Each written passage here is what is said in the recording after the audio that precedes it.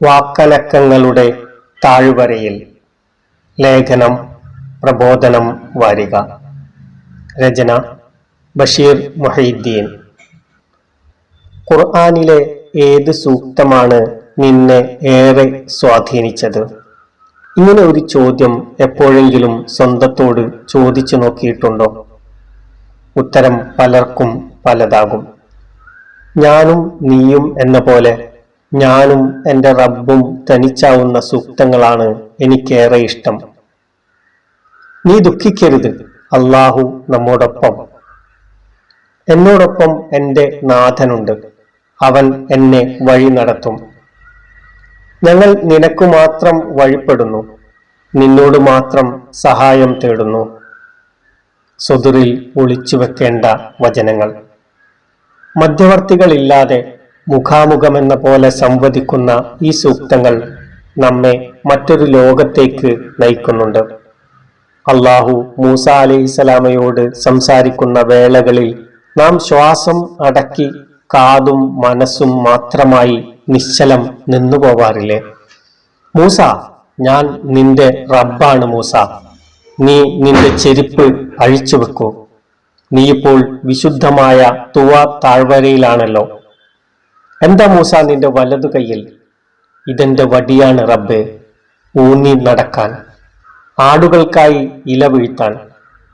ഇതിന് വേറെയും ചില കാര്യങ്ങളുണ്ട് റബ്ബേ.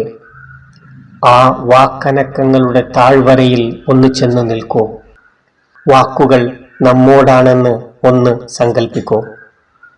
നല്ലൊരു നേരത്ത് മൂസ അലൈഹിസ്സലാം അങ്ങോട്ട് ചോദിച്ചല്ലോ, നാഥ, നീ നിന്നെയൊന്ന് എനിക്ക് കാട്ടിത്തരൂ, ഞാൻ നിന്നെയൊന്ന് കണ്ടോട്ടെ. അവിവേകമായി പോയ ആ ആശയുടെ ലഹരിയിൽ നിന്ന് ബോധമുണർന്നപ്പോൾ മൂസ അലൈഹിസ്സലാം പിന്നെയും മന്ത്രിക്കുന്നുണ്ട്. നീ തന്നെ പരമ വിശുദ്ധി, ഞാൻ നിന്നിലേക്ക് മടങ്ങുന്നു. ഞാൻ വിശ്വാസികളിൽ ആദിമൻ തന്നെ. ഞാനും നീയുമായി അവനിലേക്ക് അടുക്കുമ്പോൾ വചനങ്ങൾ നമ്മുടെ മെഹറാജിലേക്കുള്ള ബുറാക്കായി മാറുന്നുണ്ട്.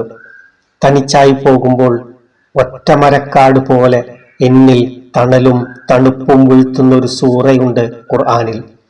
ജീവിത വഴിയിൽ ഇരുളും വെളിച്ചവും ഇണചേർന്ന് നിൽക്കുമ്പോൾ പിറകിലൂടെ വന്ന് നനുത്ത കരം കൊണ്ട് കണ്ണു പൊത്തി ഞാനില്ലേ കൂടെ എന്ന് ചോദിച്ച് ചേർത്ത് പിടിക്കുന്ന അപാരമായ ആത്മവിശ്വാസമാണ് ആ സൂറ പകരുന്നത്.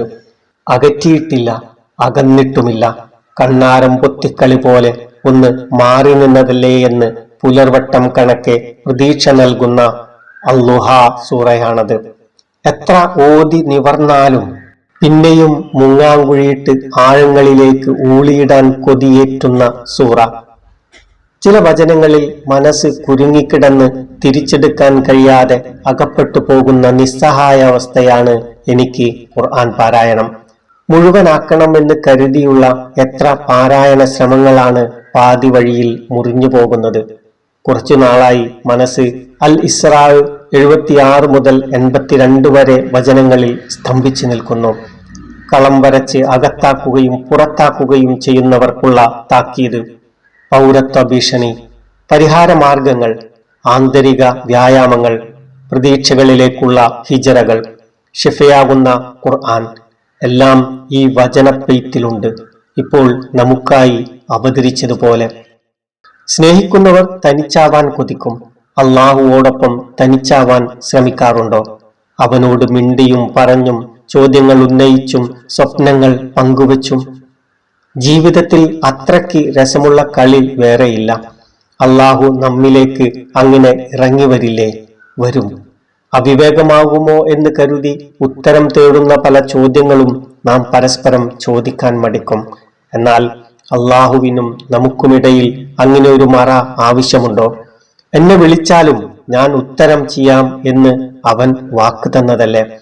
അൽ-ബഖറ 260 ഇബ്രാഹിം അലൈഹിസ്സലാം ഉന്നയിച്ച ചോദ്യവും ലഭിച്ച ഉത്തരവും അള്ളാഹുവോടുള്ള ചോദ്യങ്ങൾക്ക് അതിരുകളില്ലെന്ന് കാട്ടിത്തരുന്നുണ്ട്. റബ്ബേ, നീ എങ്ങനെയാണ് മരിച്ചവർക്ക് ജീവനേകുന്നത്? മറുചോദ്യം കൊണ്ടാണ് അള്ളാഹു ഈ അന്വേഷണത്തെ നേരിടുന്നത്. അല്ല ഇബ്രാഹിം, താങ്കൾ ഇനിയും വിശ്വസിച്ചില്ലേ?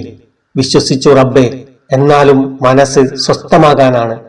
തന്റെ ഉറ്റ തോഴനായി തെരഞ്ഞെടുത്ത് പ്രവാചകനായി നിയോഗിച്ചിട്ടും ചിന്തകൾ ഇത്തരം ചോദ്യങ്ങളിൽ ഉടക്കി നിൽക്കുകയാണോ എന്നൊരു ധ്വനിയുണ്ട് ആ മറു ചോദ്യത്തിൽ.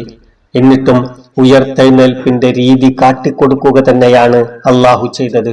നമുക്കും അവന്റെ മുമ്പിൽ കാതു കൂർപ്പിച്ച് ഉത്തരം തേടുന്ന കുരുന്നുകളാകാം, മറുപടികൾ കണ്ടെത്താം.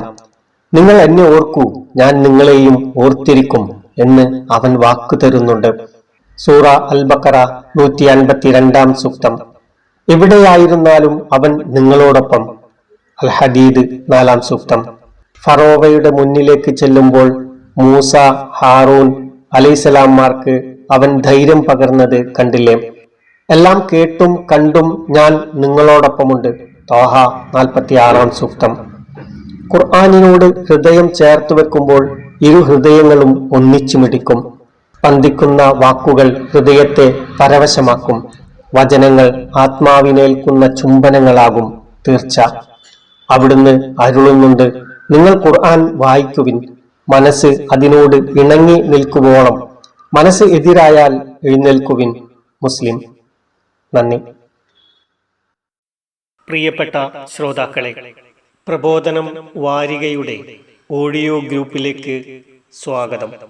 ഈ കൂട്ടായ്മയിലേക്ക് താങ്കളെ ആദരപൂർവം ക്ഷണിക്കുന്നു. താഴെ പറയുന്ന വാട്സപ്പ് നമ്പറിലേക്ക് മെസ്സേജ് അയക്കുകയാണെങ്കിൽ താങ്കൾക്കും ഈ കൂട്ടായ്മയിൽ അംഗമാകാം. Mobile number 001195266333787.